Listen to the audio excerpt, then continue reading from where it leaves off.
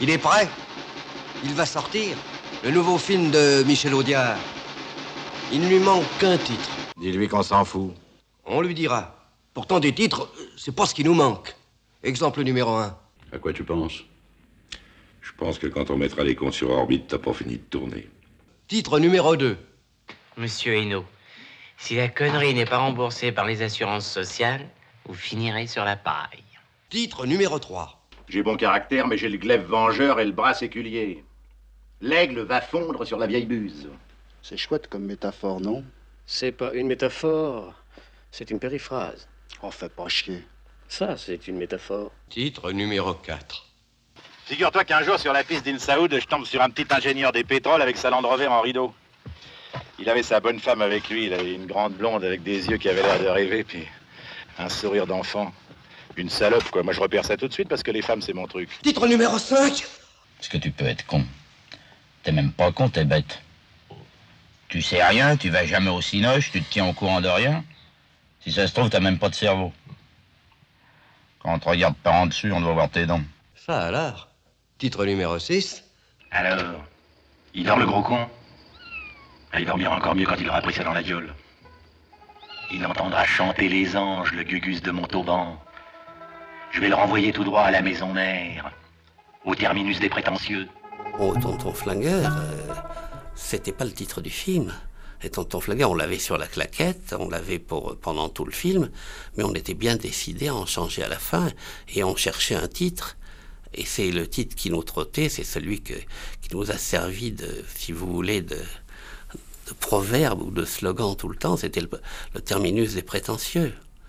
On avait toujours rêvé de ce terminus des prétentieux.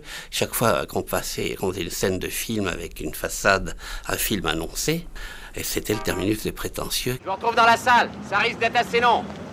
Fais vite, dépêche-toi.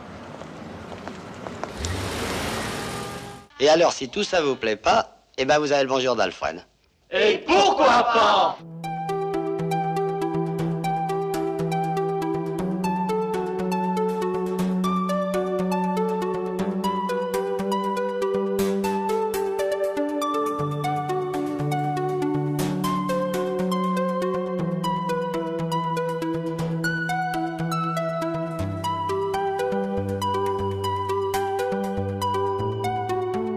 Deuxième clap, cinéma français, Monsieur Audiard, une première. Je ne sais pas si une seule personne a vraiment connu Michel. C'était quelqu'un de très secret. Je suis persuadé qu'il ne s'est peut-être jamais dévoilé tout à fait à personne. Il était secret, il était pudique. Attention, gens sans méfiance. Cette personne blonde, coquette, sémillante, et qui plus est, journaliste, passe pour être l'une des plus mauvaises langues de Paris. Pardon, ce sont les mauvaises langues qu'ils disent. France Roche est en réalité charmant. Oui, à regarder. À regarder, à lire et à entendre. Je l'ai connu quand il était journaliste. Je ne sais absolument pas à quelle occasion. Mais c'était un journaliste à qui on disait dans la rédaction « C'est une nouvelle idiote, il faut la faire rédiger par Michel, comme ça deviendra drôle. » Et c'est vrai qu'il n'avait pas son pareil pour une petite nouvelle bébête, en tirer quelque chose d'amusant. Certaines mauvaises langues, d'ailleurs, me reprochent de ne pas savoir écrire, ce qui me paraît tout à fait normal, puisque j'ai jamais appris. Par contre, j'ai appris très jeune à parler. Alors, patate, feignasse, hein. En livrant des journaux, notamment. Pour ça, je l'ai fait 6 ou 7 ans. Ensuite, j'ai été promu à la rédaction. Enfin, je vais pouvoir dire à mon tour un peu de mal des autres. Un jour, il était dans un bistrot. Tous les gars du journal venaient boire des coups, là. Et là, il y a un journaliste qui était là qui dit « faut que je fasse un papier », il parlait avec un autre, sur machin et sur truc, et sur là, c'est emmerdant, je sais pas quoi trop dire, etc. Et lui, il a été s'asseoir dans la salle d'à côté, il lui a fait le papier, il lui a dit « tiens, regarde », il se connaissait, quoi, t'es un copain, « regarde, c'est un truc comme ça que tu devrais faire ». L'autre, il était sidéré. Il dit « c'est pas toi qui as écrit ça ». Bah, il dit « si ». C'est drôle, hein. Il était doué pour ça. Déjà, là, il n'avait rien fait encore.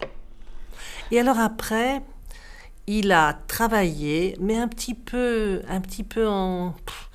en deuxième couteau, comme collaborateur d'un garçon qui s'appelait Jean Alain, qui était le gendre ou le fils d'un réalisateur nommé André Hunebelle. Et à ce moment-là, Michel faisait ou refaisait ou corrigeait des dialogues de petits films de KPDP que j'ai jamais vraiment vus parce que c'était pas exactement ma tasse de thé. Mais Michel me racontait qu'il suait sang et eau pour essayer de faire parler les gens, genre mousquetaire, vous savez, Marot, que fais-tu, Séant, etc. Il avait du mal.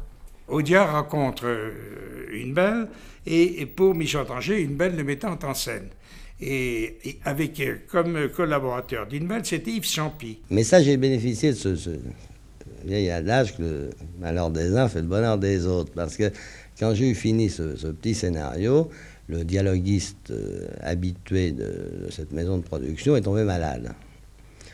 On m'a dit, écoute, bon, le scénario est amusant, comme il est malade, fais donc les dialogues, si c'est mauvais, c'est pas grave, on foutra tout ça au panier, il les reprendra, si c'est moyen, il les retapera, et puis si ça va, moi, allons-y. Ça, c'est le premier film qu'on a fait avec lui, qui a été un gros succès. C'était un film d'époque qui racontait un petit peu de l'histoire de guerre, mais enfin, c'était pas tremblant. Honnêtement, c'était pas un génie, un chef-d'œuvre. Bon, et puis après, Michel est resté avec nous pendant plusieurs années, et il a fait, toujours avec une belle comme mise en scène, on a fait un deuxième film avec Méfiez-vous des blondes, puis il a fait quelques courts-métrages avec nous, le duel à travers les âges, il a fait Brune ou blonde, un film sur la bière, mais en réalité avec Martine Carole, c'était un film charmant, tout ça était très très amusant.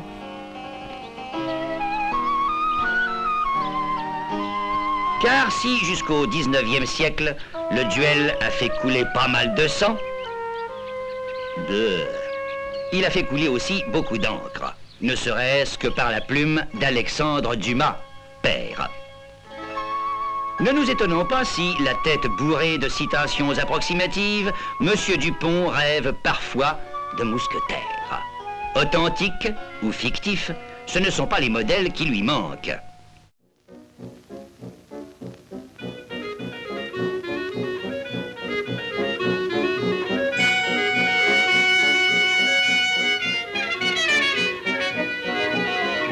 Les grands alchimistes modernes, M. Pleven... Aussi bien que M. René Maillet... Ou que M. Pinet... Aussi bien M. René Maillet... M. Pinet... Ou M. Pleven... Aussi bien M. Pinet... Que M. Pleven... Ou M. René Maillet ont trouvé un autre système pour transmuter le papier le plus laid et le plus commun par la méthode ultramoderne de la contribution directe ou indirecte.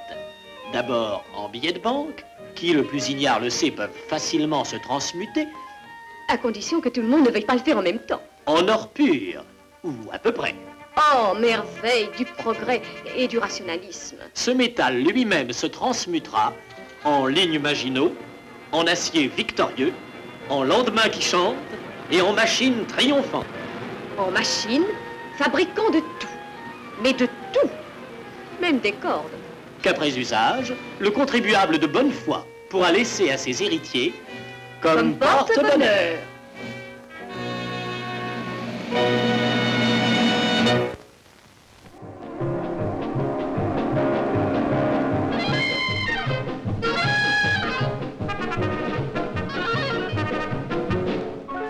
Jeunes gens, jeunes filles, n'attendez pas qu'il soit trop tard, apprenez un métier pédestre. La littérature, le cinéma seront à votre portée. D'ailleurs, le cinéma pourra-t-il jamais rendre à la marche ce qu'il lui doit? Le miracle de son histoire. Au début, il a dialogué des petits policiers vite faits, je veux dire, qui se faisaient à Pigalle comme ça, avec je sais pas qui, avec des acteurs de la 3e zone et tout. Bonjour. Pardon? Bonjour. Bonjour. Beau temps, hein? Beau temps. Ah oui. Eh oui. Erreur sur le phénomène. Je vous prenais pour un mirage, vous n'êtes qu'un écho. Seul? Je l'étais.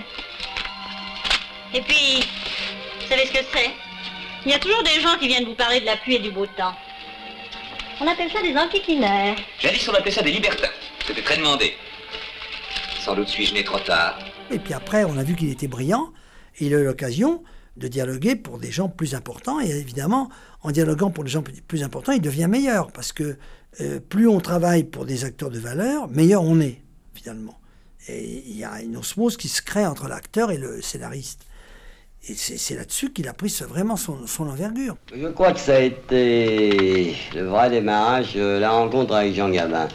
Mais je crois d'ailleurs que toute carrière de dialoguiste est plus ou moins liée à la rencontre avec un grand acteur. C'est Grangier qui, faisant son deuxième film avec Gabin, ils avaient déjà fait un premier film qui était La Vierge du Rhin, 2 ou 3 ans avant. Et le film n'avait pas été très bien accueilli, ni très bon. Et Gabin avait eu cette formule à Grangier à la fin. Le film lui avait dit « je t'en ferai un autre ». Et effectivement, 2 ou 3 ans plus tard, ils ont fait ensemble Gasoil. Et à cette occasion, Grangier a présenté Audiard à Gabin. Et je crois que la rencontre a été fructueuse et heureuse pour tous les deux, pour Audiard et pour Gabin.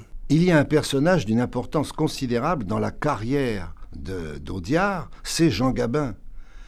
Jean Gabin, pour qui il va écrire, et dans la seconde partie de la vie de Gabin. Pourquoi je dis ça? C'est parce que jusqu'en 1940, jusqu'à Remorque, il y a un Gabin qui fait des films d'une importance historique, et en particulier Le jour se lève et Le quai des brumes, écrit par Prévert. Bon, Prévert disparaît. Et il va trouver chez Audiard un autre style, un autre genre, mais une même force dans la justification par le dialogue de ce que sont les personnages. Gabin a toujours... C'est l'histoire, c'est le dialogue. Gabin a toujours attaché une importance énorme à ça. Qu'est-ce que je vais dire et qui va l'écrire? Ça a toujours été les premières conversations de Gabin avec un metteur en scène, ça a toujours commencé, oui, c'est bien gentil, l'histoire, ouais, c'est pas mal, mais qui va la faire? Voilà. Ça, c'est la première question qu'il pose. Après, il demande qui va jouer, qui va faire. C'est secondaire, ça. Il veut savoir qui écrit. Vous comprenez? Le quai des brumes, tout ça, c'est pas arrivé par hasard. Hein. La politique, messieurs, devrait être une vocation. Je suis sûr qu'elle l'est pour certains d'entre vous, mais pour le plus grand nombre, elle est un métier. Un métier qui ne rapporte pas aussi vite que beaucoup le souhaiteraient et qui nécessite de grosses mises de fonds. Une campagne électorale coûte cher. Mais pour certaines grosses sociétés, c'est un placement amortissable en 4 ans. Et pour peu que le protégé se hisse à la présidence du Conseil, alors là, le placement devient inespéré. Les financiers d'autrefois achetaient des mines à Djelitzer ou à Zoa. Eh bien, ceux d'aujourd'hui ont compris qu'il valait mieux régner à Matignon que dans l'Oubangui, et que de fabriquer un député coûtait moins cher que de dédommager un Rouennais.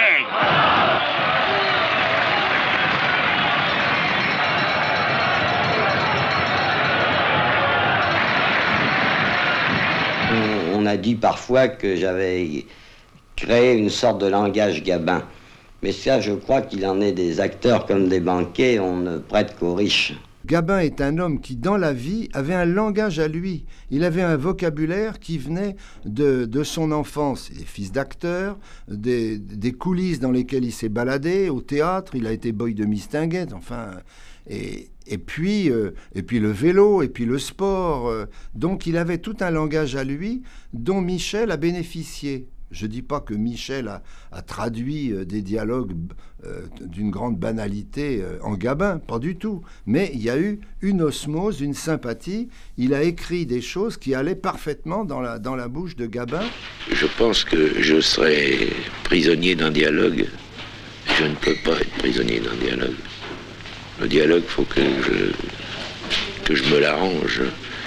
Je pourrais pas arranger Corneille, je pourrais pas arranger Molière, je pourrais pas arranger tous ces grands personnages.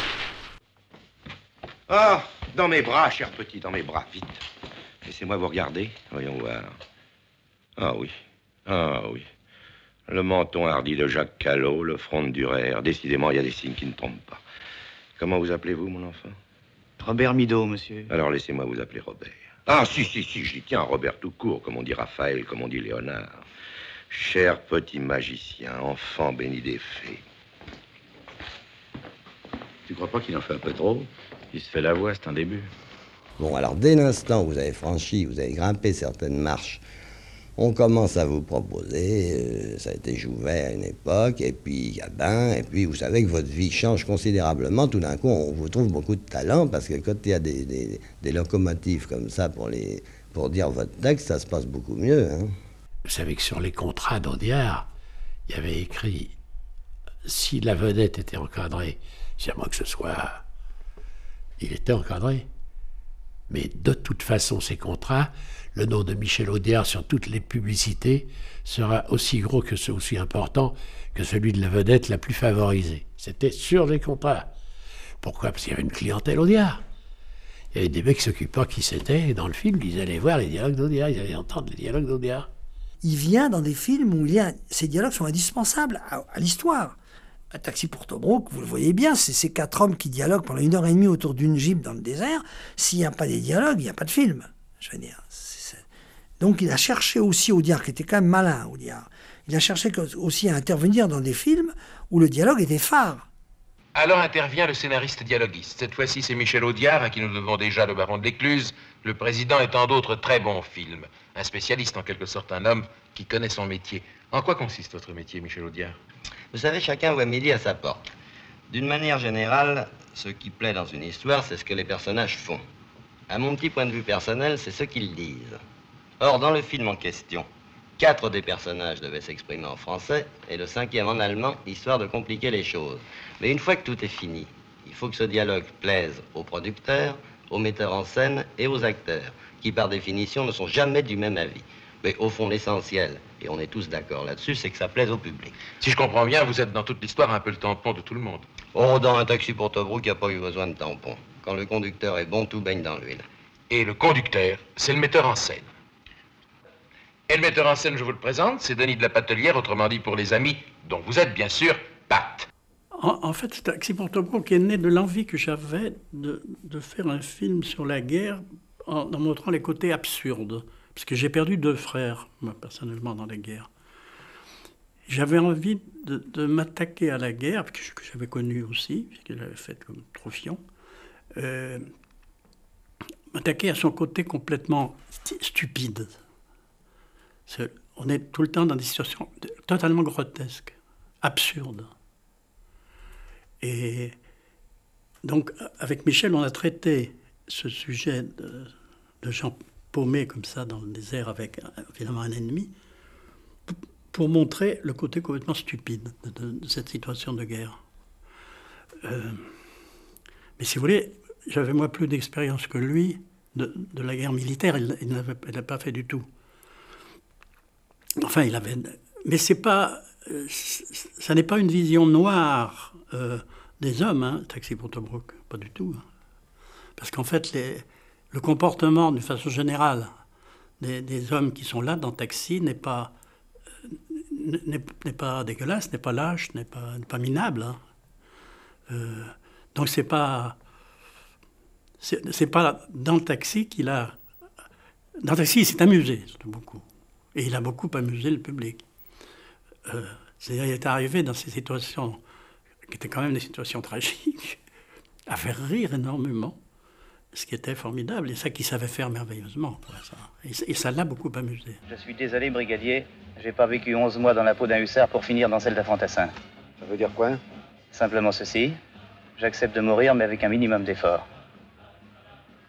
Alors je vais donc rester ici, fumer mes dernières cigarettes et attendre. Je vous laisse le soin de ramper à 4 pattes dans le sable, la langue dehors. Moi, les mouches me trouveront assis.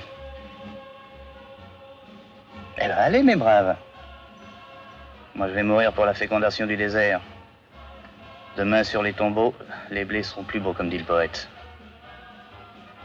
Jonsac était un nom, ça va devenir une marque d'engrais. Le colonialisme est en pleine évolution. Et c'est un commando. Commando des orateurs, oui. Allez, tu viens, moi, ils me font chier.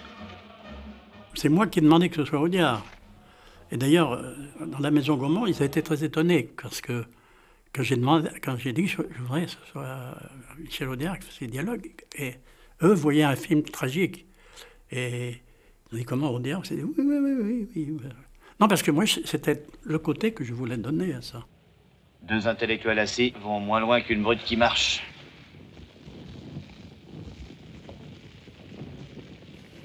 Audiard, oui, je me souviens d'Audiard, moi. Hein, quand il parlait Audiard. Je me souviens. Parce que sur un autre film, à un moment donné, j'étais venu le voir avec un texte, je lui ai dit, écoute, c'est marqué, il faut le dire vite, ça. C'est pas possible. Si, il faut que tu le dises vite. Ben, j'ai dit, bon, alors dis-le-moi voir. Il a regardé, il a fait, tu le dis comme tu veux. Il m'a dit, c'était tout à fait Audiard, ça. Il m'a fait une réflexion dans la cloporte qui m'a fait marrer, parce que c'est tout Audiard, ça. Je trouvais que c'était un peu trop des tirades, un peu trop comme ça. Alors je lui disais, est-ce que je peux couper un peu un truc comme ça, etc. Il me faisait, tu coupes ce que tu veux. Parce que pour ça, il n'était pas du tout... quand il s'entendait bien, il avait totalement confiance. Et puis, mais il était très malin. Parce qu'il y avait une chose que faisait Audiard, j'en parle, ça intéresse peut-être personne, mais quand même. C'était, à la fin de chaque scène, il y avait une chute dialoguée. C'est-à-dire la dernière phrase était une espèce en soi-même de gag. Elle venait clôturer comme une couronne sur la tête. Et ça m'énervait. Parce que je disais, il y a pas, dans la vie, on finit pas toutes les scènes en sortant le mot formidable. Alors dans le film, j'avais fait, il n'y a qu'à regarder le film soigneusement, personne ne s'en aperçoit vraiment, mais sauf lui. C'est que les personnages, dans leur dernière réplique, pivotent et tournent le dos. En particulier Brasseur, qui avait des tartines de répliques. Et à chaque fois, je les faisais, si je pouvais, bien entendu, si elle était allongée sur le lit, je ne pouvais pas les faire, mais de bouger de façon qu'on ne voit plus le comédien. Et déjà, je sais, et Michel savait, qu'une réplique qui devient off, elle perd 50% déjà de... Et il m'a quand même dit, en se levant après la projection que j'y ai faite en film, il m'a dit, t'as pas assez coupé les dialogues. Il fallait couper plus. Il était très, très à cheval sur le fait qu'on dise bien le texte. Il ne fallait pas prendre des libertés. Parce qu'il avait beaucoup travaillé, lui, alors donc il n'y avait pas de raison que nous, comme ça, on change de mots. Alors quand il y avait une difficulté dans une construction de phrase, on l'appelait, où il venait souvent sur le plateau, parce qu'il était très copain avec Alain Poiré, et donc il venait très souvent sur le plateau. Et entre 2 verres de vin blanc et une conversation sur le sport, on arrivait à le coincer comme ça, et on lui disait, tu sais, là j'ai un peu de mal. Alors il me disait, mais tu t'arranges, mon pépère, tu t'arranges. J'ai connu des joyeux pistolets, moi, vous comprenez, qui réécrivent 20 répliques parce qu'ils ont besoin que l'acteur traverse le décor. Et à ce moment-là, il n'y a pas de texte prévu. D'abord, ils changent toute la mise en scène au dernier moment. Mais ça, c'est leur droit de changer la mise en scène. Ça, je comprends ça très bien. Mais alors, ils improvisent, ils écrivent. Or, tout de même, plus de la moitié des metteurs en scène français sont complètement analphabètes. Il faut quand même voir les choses comme elles sont. Alors, il ne faut pas qu'ils touchent à ça. Il faut qu'ils restent dans leur domaine. Et je crois que ta fidélité à l'auteur est une des premières qualités d'un metteur en scène. Peur. J'ai eu peur, voilà. C'est ça que tu voulais que je dise. T'es content? Oh, je pavoise pas. Oh, mais si. Oh là là, il y a longtemps que t'attendais ça. Tous, d'ailleurs, vous attendiez ça, que je me dégonfle un coup. Depuis 20 ans que je fonce et que je prends du plomb dans la viande. On s'habituait. Allez, vas-y, va. Récite-moi Bébert l'intrépide, je connais pas.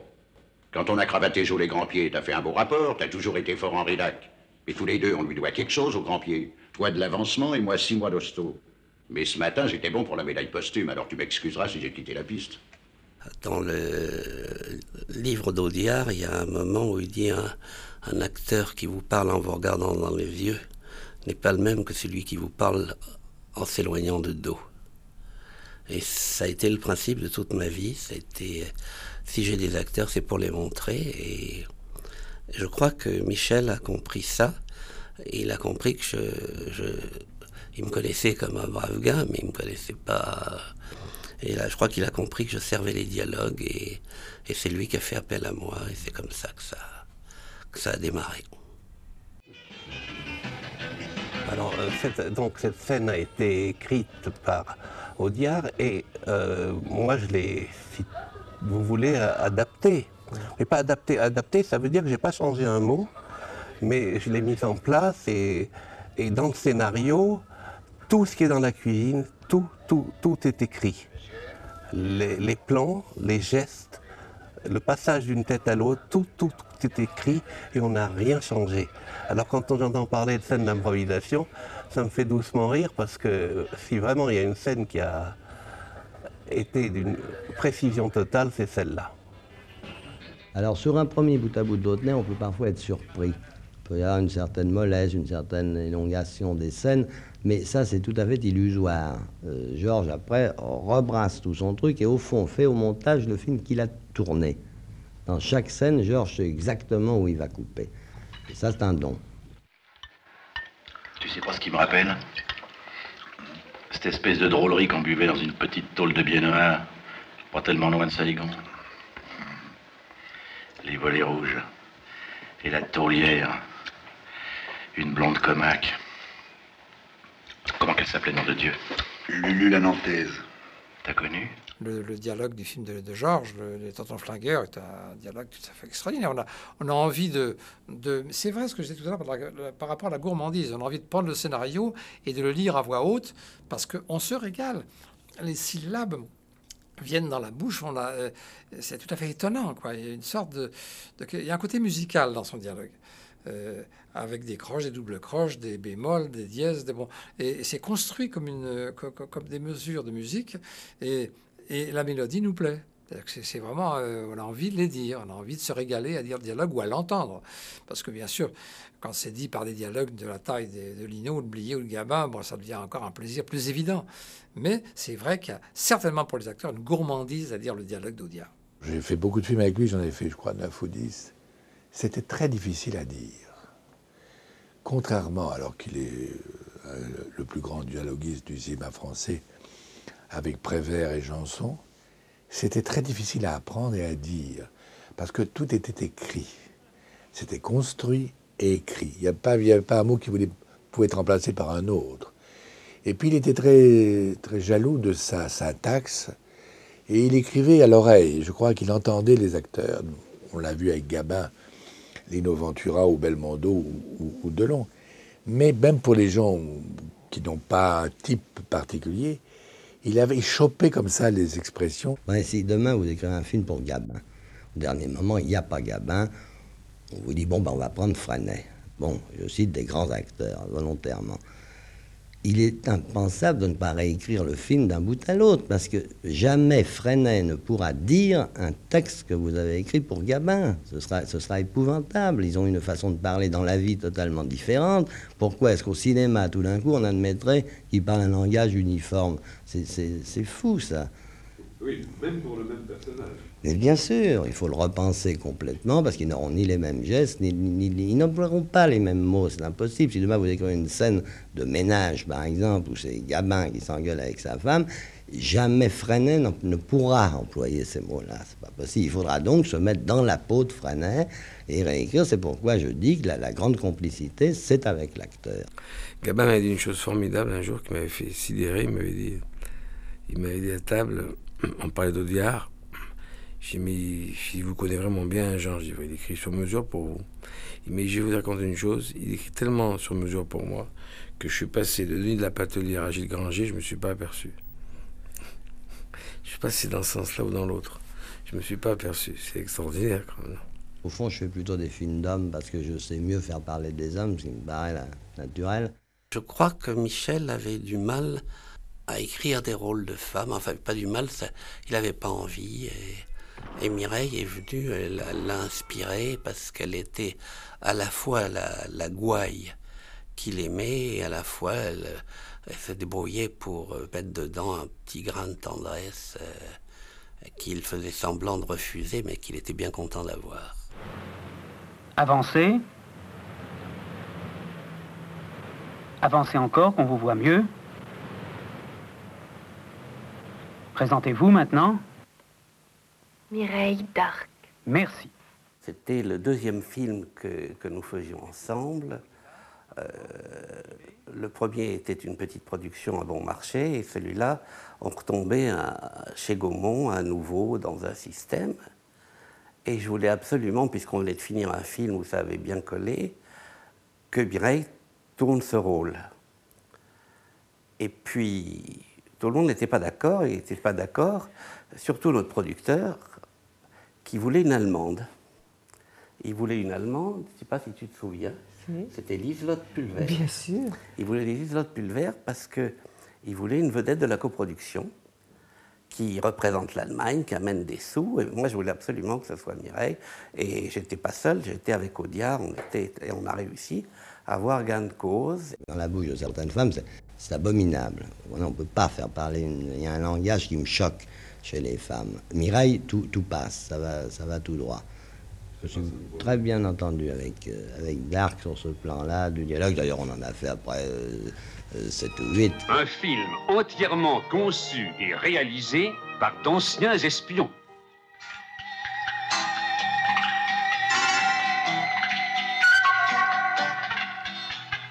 Je crois qu'il avait une énorme pudeur. Et c'était très difficile. Et il y a dans Les Barbouzes, justement, où il y a un moment de tendresse entre Lino et Mireille. Et je crois que ça, c'était le véritable Audiard, le souvenir de sa jeunesse, d'un romantisme de quand il était jeune, parce que quand il parle, tu te souvenais des trucs. C'était la butte aux cailles ou un truc comme ça. Ben, je crois que là, c'était un aspect du véritable Michel qui, tout d'un coup, s'est laissé aller. Et Lino s'est laissé aller aussi, lui qui était la pudeur et qui essayait de ne jamais se mettre en avant dans ce genre de scène. Et il y avait Mireille qui les poussait un peu tous les deux. Alors voilà, il était l'esprit maléfique. Et même des fois, plutôt que de se faire accompagner, on rentrait à Pince jusqu'à la Contrescarpe. Où ça, t'as dit? À la Contrescarpe. Tu sais où je suis né, moi? Rue Mouffetard. Oh, c'est pas vrai. Si. Mais je faisais des pâtés au Luxembourg, moi, au parc Montsouris. Ils vont quand même pas remonter au biberon, non? Rééditant une récente affaire d'espionnage, une malle mystérieuse a troublé la conférence de presse que donnaient Michel Audiard, Georges Lautner et Albert Simonin pour la sortie de leur film Les Barbouzes. Fort heureusement, la malle ne contenait que Mireille Darc, qui, avec Francis Blanche et Bernard Blier, Barbouze notoire, sont les vedettes de ce film à message. Chiffré, bien entendu. Il écrivait suivant la nature de l'acteur. Alors, il écrivait dans le style du personnage. C'est-à-dire que moi, quand il m'écrivait un texte, c'était moi, j'avais pas besoin de l'apprendre, c'était formidable. Ah, Lefebvre, c'est un acteur assez étonnant parce qu'il a été dressé à l'école du burlesque, Jean Lefebvre. C'est quand même un type qui a travaillé avec les branquignoles, vous comprenez. Il a tout de même toute une tradition de l'effet derrière lui. Et c'est un acteur surtout remarquable en réaction, Jean Lefebvre. Si vous avez un personnage qui parle beaucoup, vous avez intérêt à faire le maximum de plans sur Jean. C'est des plans que vous montrez à chaque fois. Parce qu'il est étonnant, c'est un acteur qui sait écouter d'une façon étonnante et puis prendre des mines. Il est étonnant dans le petit mec qui a l'air de pas comprendre et puis évidemment qui est vicieux comme un serpent. Vous comprenez, ça, il sait le faire admirablement. Je crois qu'il faut utiliser Jean en réaction beaucoup plus qu'en moteur.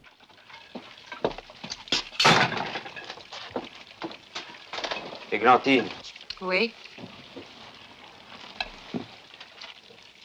Tu sais à quoi je pense? Oui.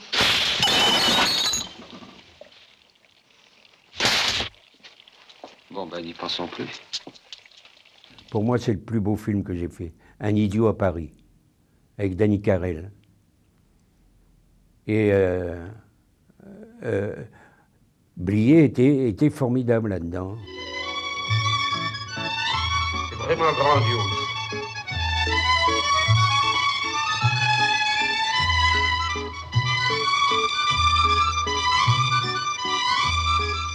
Michel Audiard m'a demandé d'adapter avec lui, comme j'étais scénariste, que j'écrivais mes films.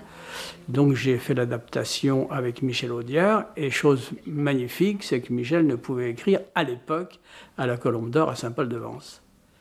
Donc il est parti, lui, à la Colombe d'Or, et forcément, Gaumont m'a dit, mais il ne faut pas le lâcher, parce que sinon, on va mettre 6 mois pour écrire le scénario. Donc Gaumont m'a payé 3 mois pour faire l'adaptation avec Michel Audiard à la Colombe d'Or, ce qui était absolument incroyable. On travaillait surtout le matin, c'est-à-dire de 10h à midi.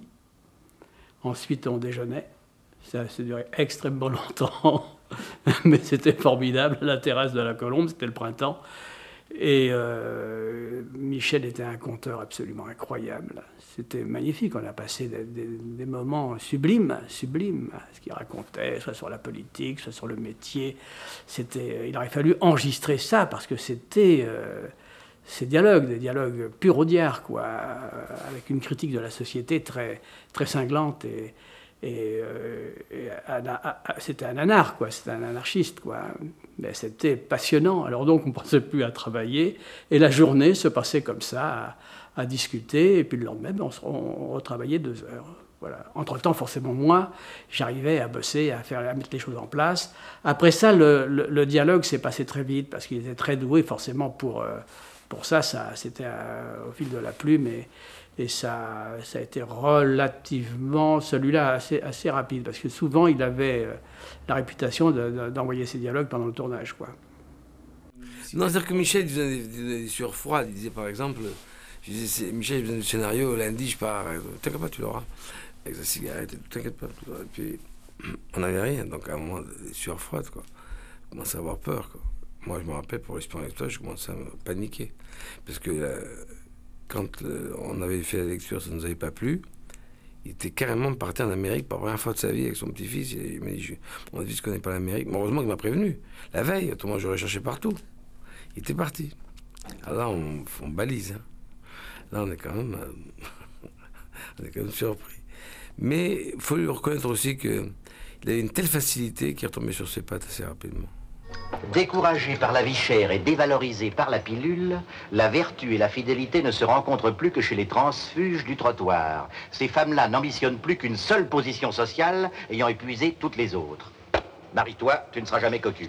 Quand on faisait des adaptations sous le manteau ensemble, je lui racontais le roman, parce qu'il n'avait pas lu le roman. Il m'a dit, tiens, lis ça, tu vas voir, tu vois ce qu'on peut faire avec. Et je lui ai dit, mais ça parle de quoi? Il ne savait pas, il n'avait rien à foutre, parce que ce qu'il attendait, lui, c'était l'adaptation, et puis il dialoguait, et en 2 semaines, c'était bouclé, il avait fait le film, quoi. C'est pour ça qu'il pouvait en faire 10, 15 par an, quoi. Eh bien, messieurs, ce cave a une paluche qui vaut de l'or. Une main raphaélienne, nous tenons un petit prodige. Et j'aime mieux vous dire que l'affaire s'annonce grandiose, hein. Il ne reste plus qu'à franchir le môme. Je sens de telles affinités entre cet enfant et moi que je vais vous le rouler dans la farine en 2 coups les gros. Michel s'est servi de moi pour refuser un film. Mais je sais pas si vraiment il faut le raconter. Or, c'était pas méchant. L'agent de Michel me téléphone, elle s'appelait Monette Josem, et elle me dit, voilà, France, Michel voudrait absolument que vous fassiez ce film avec lui, je vous envoie le roman. On m'envoie un roman, je lis le roman. Je me dis, je dis à Monette, mais vous croyez que Michel a vraiment envie de faire un film avec ça? Parce que le roman n'est pas mal, mais c'est vraiment un roman rhétorique, dialectique. Il n'y avait pas de nœud dramatique là-dedans, il y avait... bon, enfin, je le sentais pas beaucoup, mais je me creuse vraiment, et je trouve un truc. Un mode de récit qui pouvait être assez amusant, qui était cinématographique. Et on doit rencontrer les producteurs et le réalisateur. Et Monette me téléphone 5 minutes avant que je parte de chez moi en me disant, France, Michel ne veut pas faire ce film. Il ne veut pas dire qu'il ne veut pas faire le film parce qu'il s'est engagé. Il compte sur vous pour faire rater l'affaire. Ah! Et moi, je m'étais creusé la tête et je commençais à m'intéresser à cette histoire. Bon, je dis bien, ça va... je ne vais pas lui faire de vacherie, je vais faire rater l'affaire. Alors, on se trouve devant le producteur et devant le réalisateur. En plus, le réalisateur, je l'aimais bien, c'est un gars sympathique. Et alors, Michel dit, bon, d'accord, il faudrait remettre les dialogues quand, vous allez tourner quand, etc. Moi, j'en regardais avec effarement, en me disant, mais pourquoi il perd tout ce temps-là? On pourrait trouver quelque chose de plus rapide. On discute pendant 1 heure des dates, de tout. Et puis il se tourne vers moi et il dit, alors il faudrait que France me livre l'adaptation détaillée, disons, en mars. Et moi, je dis, ah non, Michel, c'est pas possible. C'était parfaitement possible. Comment? Mais faites un effort, me dit le producteur. Mais faites un effort, me dit le réalisateur. Mais voyons, France, on va vous envoyer à Megève, on vous paye le Mont d'Arbois, parce que c'était aussi à la mode à ce moment-là. On vous paye le Mont d'Arbois, faites un effort, vous pouvez le faire. On peut retarder peut-être de 15 jours, n'est-ce pas, Michel? Et Michel me dit, cyniquement, avec un bel air de vérité, « France, faites un effort ». J'ai failli lui dire, bon d'accord, je vais faire un effort, tout était à recommencer. Monette Josem, elle a senti ça, elle m'a lancé un regard assassin, et j'ai dit, non, absolument, je ne peux pas, j'ai trop de choses à faire, vous vous rendez pas compte, j'ai un enfant, etc., j'ai une vie privée. Enfin, on est parti sous les regards furieux du producteur et du réalisateur qui avaient entièrement compté sur Audiard, pas sur moi, qui ont dû le lendemain lui proposer tous les scénaristes de Paris en lui disant ils sont bien mieux qu'elle. Et naturellement, il les a refusés. Alors ça, c'était formidable, parce qu'il ne savait pas dire non. Il ne disait jamais non. On lui disait des choses, il disait oui, pas de problème, ça va, ça marche. Les gens l'appelaient pour des rendez-vous, il prenait rendez-vous, mais il n'y allait pas. Mais tout ça, avec le génie de la réplique, reconnu maintenant, alors qu'à l'époque, faire un film avec Michel Audiard, c'était vraiment pour un metteur en scène terrifiant. C'est-à-dire que on se prostituait, quoi.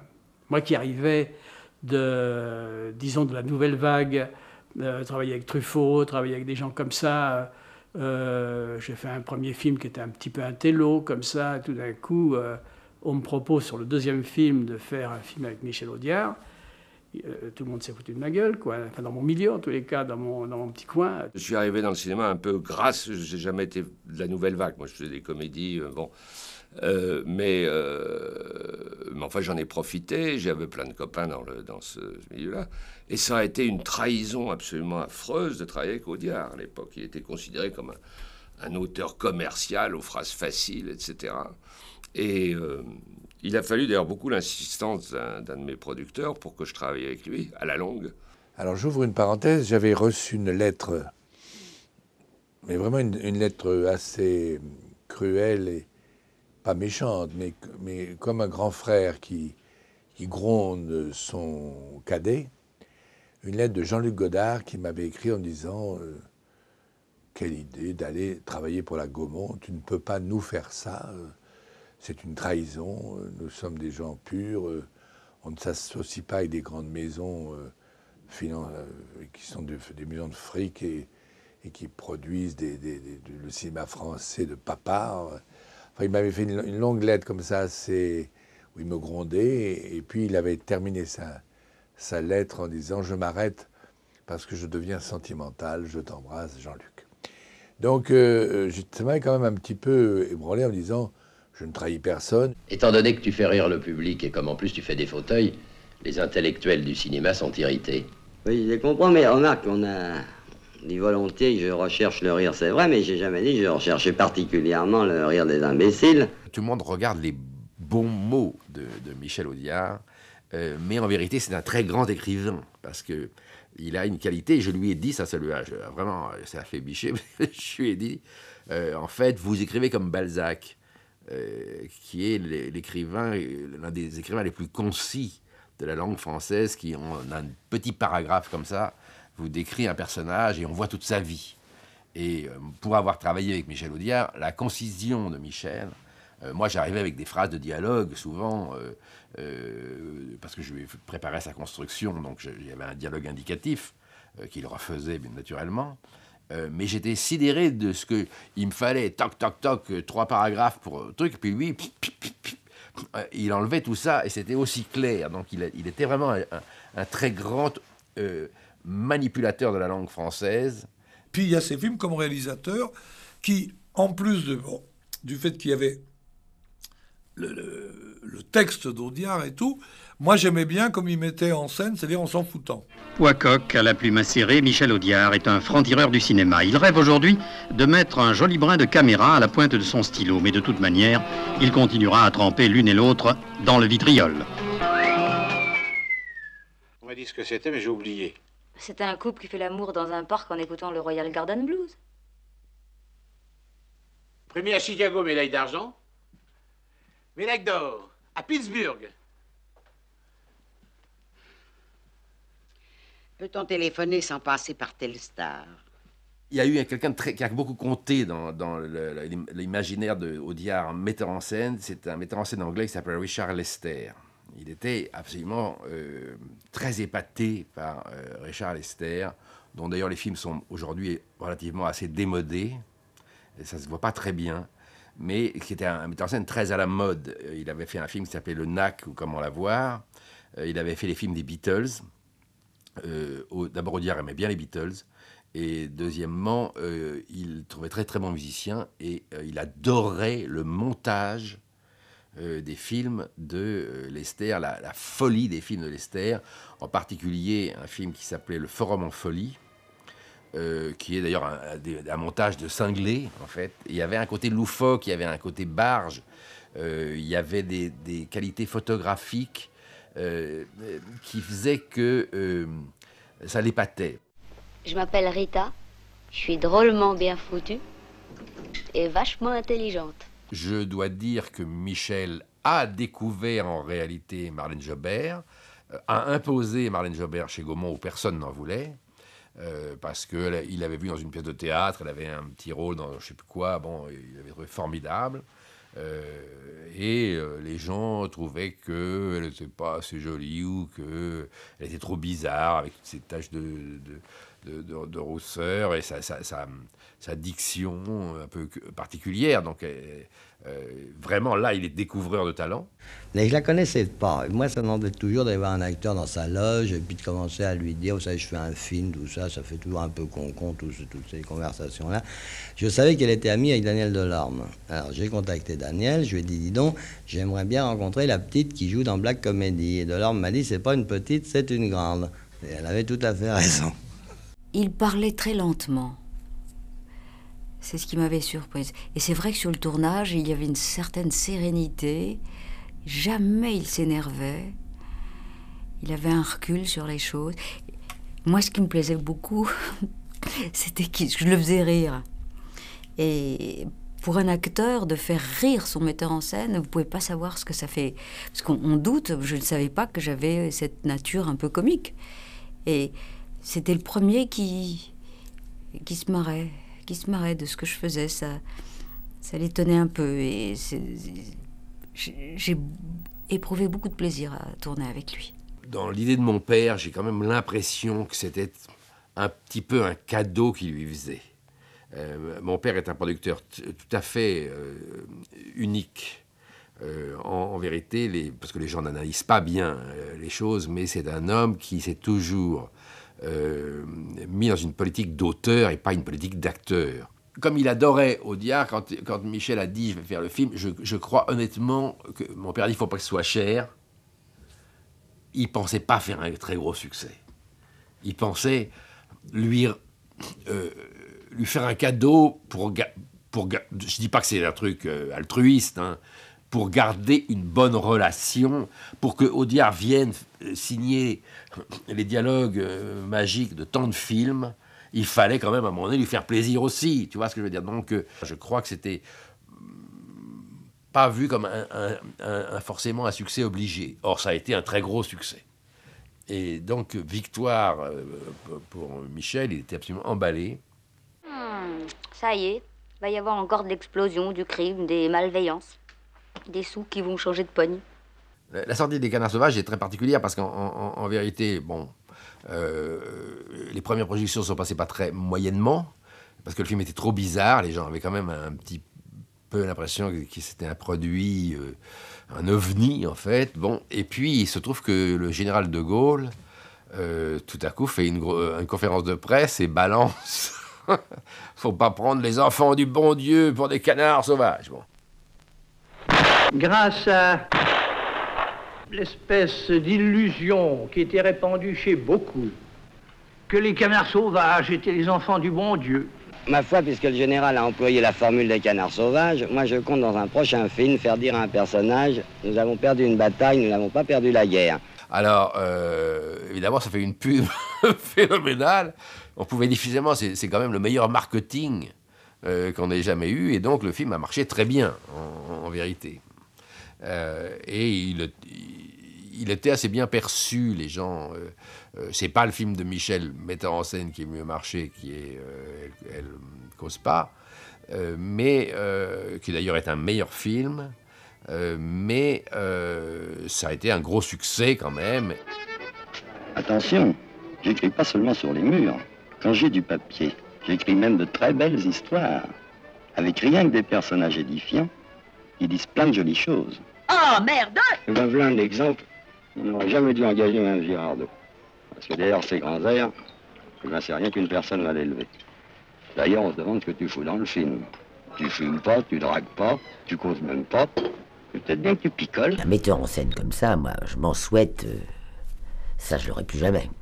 Parce qu'un metteur en scène qui est en même temps celui qui écrit le truc, c'était un bonheur là, à Saint-Tropez. Mais qu'est-ce qu'on s'est marré. On n'a pas arrêté de rigoler. C'est ça qui est formidable. Avec Blier. Ah, monsieur Blier, lui, c'est un gentilhomme.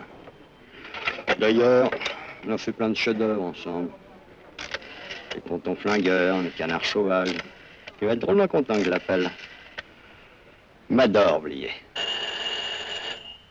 Oh mon Dieu, faites que ça soit pas ça. Je vous promets de m'amender. Je ferai dire des messes pour leur peau de l'âme de ce brave monsieur Gruson. J'irai plus chez Lucette. J'écrirai plus de lettres anonymes. Je volerai plus dans la caisse. Oh, mais faites que ça soit pas ça. Bon, bah, j'aime mieux tout te dire en face. C'est un rôle d'obsédé sexuel, mais très, très sympa. Tu violes un peu, mais pas méchamment. C'est jamais de ta faute. Ah, j'ai déjà vu des faux culs, mais vous êtes une synthèse. En vérité, ces films de metteurs en scène, les femmes avaient beaucoup d'importance. Les hommes avaient des rôles de second couteau, étaient des gangsters derrière ou des flics. Mais bon, les enfants du bon Dieu, c'est quand même Françoise Roset qui a le rôle principal et Jobert qui sont les deux rôles principaux. La Veuve en or, c'est Michel Mercier. Ensuite, Annie Girardot. Il a compensé dans ses films cette envie de mettre en scène des femmes. Faudra tout de même pas prendre Germaine pour une bille. Enfin. Faudrait pas non plus prendre Audiard pour une pomme. Hein?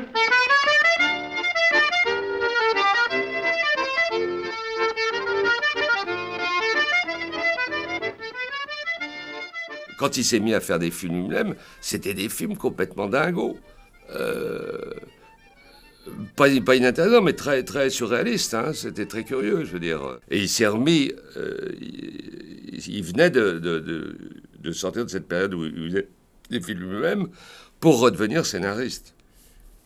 Pour la bonne raison qu'il gagnait beaucoup plus d'argent comme scénariste. Il était encadré, son nom encadré, payé très bien. Et surtout, il avait une vraie popularité comme auteur, ce dont j'ai la nostalgie. Je trouve qu'il est dommage qu'on n'ait plus d'auteur vedette. La plus grande cote qu'il ait eue auprès du gens du métier, c'est justement quand il est revenu après la mise en scène.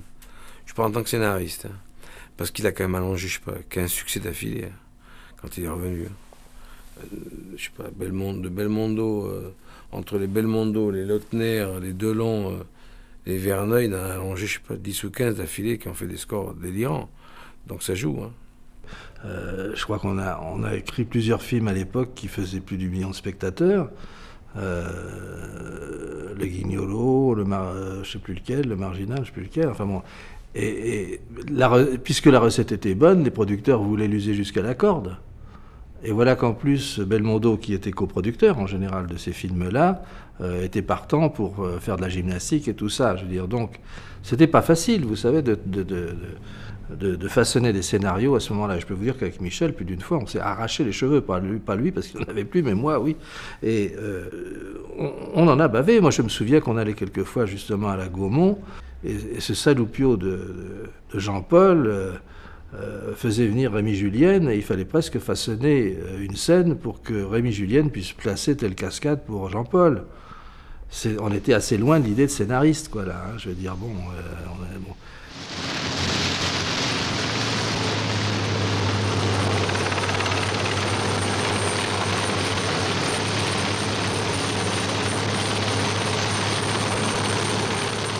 Et donc, avec Michel, on savait très bien que c'était hyper casse-cou et que tôt ou tard, la source allait être tarie et qu'on allait se faire emboîter. Ça, on le savait, hein, je veux dire. Bon. Mais c'était les autres aussi qui ne nous écoutaient guère. Jean-Paul voulait continuer à faire son trapèze et son trampolino ou je sais pas quoi. Et Et c'était déraisonnable. Bon, et puis les producteurs, ben, ça marchait. Et tant que ça a marché, on en a fait. Hein. Donc je veux dire, là, je crois qu'il ne faut pas jeter la pierre du tout à Audiard. C'était peut-être aussi des moments où il avait besoin d'argent. Peut-être qu'il en a gagné davantage encore à cette époque-là. Je veux dire, j'imagine que c'est un faisceau de raisons comme ça qui font que ces films ont échappé à Audiard. Et c'est quand même avec un grand bonheur que justement, d'un seul coup, Garde à vue est arrivé. Parce que Michel avait envie de faire autre chose. On avait eu un rêve secret tous les deux qu'on avait failli amener à bout 2-3 fois. On voulait monter Voyage au bout de la nuit de Céline. Parce que paradoxalement, tout le monde pense à Audiard comme quelqu'un qui écrit que des choses légères, mais il avait 2 sujets qu'on a essayé de faire, c'était des sujets difficiles. C'était Voyage au bout de la nuit de Céline, mais on n'a pas pu le mener à bout. Et un jour, on avait pris une option sur Place de l'Étoile de Mondiano. Il voulait l'écrire, donc c'est pas du tout ce qu'il fait d'habitude. Et on avait contacté Alain Resnais. Et Alain Resnais, après Nuit et brouillard, et cette période, je ne me sentais pas capable de recommencer une deuxième fois, plonger là-dedans. Et donc on n'a pas fait Place de l'Étoile. Moi, il m'appelle un jour et puis il me dit on va faire le voyage. Alors il me dit bon, je relis le Voyage au bout de la nuit. J'étais emballé de faire le voyage. Et puis je suis arrivé, j'ai dit mais Michel, on va pas faire le voyage. Il n'y a rien à filmer. J'ai fait une note de lecture précise de ce que serait le Voyage au bout de la nuit à l'extérieur. C'est quoi? C'est un médecin minable à Levallois qui se trimballe dans la banlieue et qui rien ne se passe. Il se passe rien. Il se passe rien. Ce qui est magnifique dans Céline, c'est le mot qui te bouleverse parce que tout à coup, il te donne une idée. C'est-à-dire que bon, il attrape ce chien qui est poursuivi par des gamins, il sauve ce chien, bon, il lui retire les casseroles qu'on lui a collées, et puis et il dit le lendemain matin, le chien s'était enfui, il avait eu peur de moi aussi. Bon, alors évidemment, quand tu lis ça, t'as les larmes aux yeux, parce que c'est vachement beau. Bon, mais que tu filmes un chien qui se casse, ça n'a aucun intérêt. Il avait très fort en lui cette envie de dire sa souffrance au travers de la littérature. Je pense que toute son agressivité, car il était capable d'agressivité, hein, c'était un journaliste mordant, hein, quand il faisait un édito ou je sais pas quoi et qui voulait se rebiffer, ça faisait mal. Hein. Ben, il sentait bien qu'il aurait pu canaliser tout cet art de l'invective qu'il ressentait très fort en lui au travers de la littérature, quoi. Et bon, il avait un bouquin en train quand il est mort, dont il y a, je crois, une centaine de feuillets. Et je pense qu'il était sur le point de dire peut-être zut au cinéma. C'est pour dire que c'est quand même assez important. Il avait une envie, je crois, de réfléchir sur lui-même au travers d'un autre moyen que le cinéma, qui trouvait quand même éventuellement un peu superficiel. Et puis, comme il était un si bon faiseur, on lui demandait de faire. Et je crois que ça l'insupportait à la fin de sa vie. Je peux évoquer une chose très particulière, absolument hallucinante, c'est que la première fois que j'ai travaillé avec lui, c'était la veille de la mort de son fils François, qui s'est tué en voiture. Et on commençait à écrire un film qui sera L'Incorrigible avec Belmondo. Et je travaille avec lui le soir, et puis le lendemain matin, il est appelé par la gendarmerie ou je ne sais quoi, et il apprend que son fils est mort, il revient à l'heure du déjeuner. J'étais dans cette famille, chez lui à Dourdan, et j'étais évidemment plus gêné que bouleversé. Je ne connaissais pratiquement pas son fils, mais je voyais sa mère surtout, enfin bon bref, donc je me sentais vraiment comme un intrus là-dedans. Et j'ai dit, bon, écoutez, je suis désolé, je te rappelle lundi, mardi, c'était un samedi matin. Il m'a mis la main sur le bras, comme ça, et il m'a dit, non, bouge pas, on déjeune, on travaille. Et pendant 3 semaines, pas que j'ai bénéficié d'ailleurs de cette retraite à cause de ce drame, on n'a pas arrêté de travailler sur un film, je ne sais pas si vous voyez ce que c'était que L'Incorrigible, mais on ne peut pas dire que ça soit très dramatique. Il ne m'a rien montré. J'ai je parlais un petit peu avec sa femme le soir. Mais lui, rien. Puis 1 an ou 2 ans après, je lis son livre qui s'appelait Toutes les autres nuits, je crois, je peux me tromper. C'était un film absolument bouleversant sur la mort d'un fils. Il avait tout caché comme ça. C'était un homme qui avait une série de masques.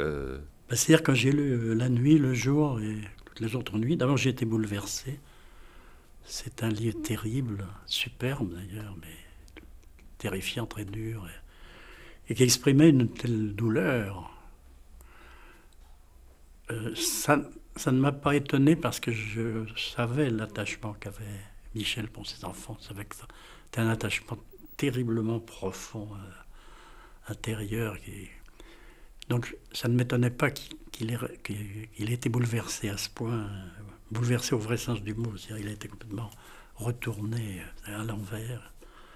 Mais ce qui est extraordinaire, c'est que ça ait donné un vrai livre, un grand livre.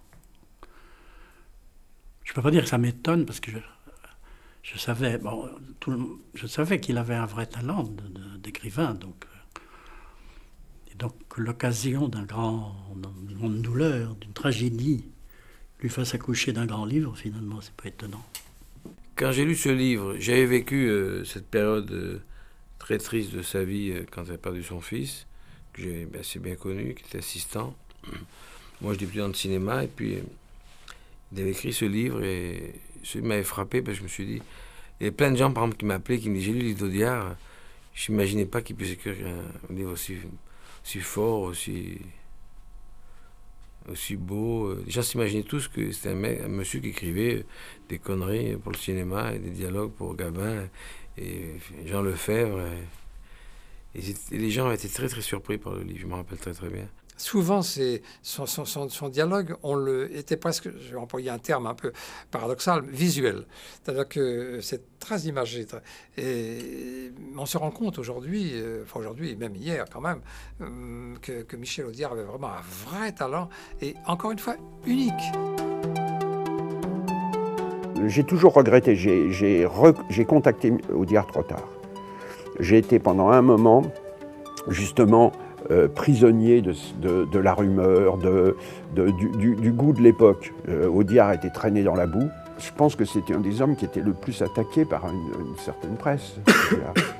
Et je pense que c'est d'une énorme injustice. Oui, il y a des films qui sont où tout d'un coup, il se laisse aller à des facilités, un espèce de poujadisme. Mais il y en a d'autres où il est très, très rigoureux. Très rigoureux. J'ai regretté, moi, de ne pas... Voilà, c'est un grand regret qu'on ne soit pas rapproché plus tôt. Je lui ai amené un scénario, et puis il est mort trop tôt. Il est mort trop tôt.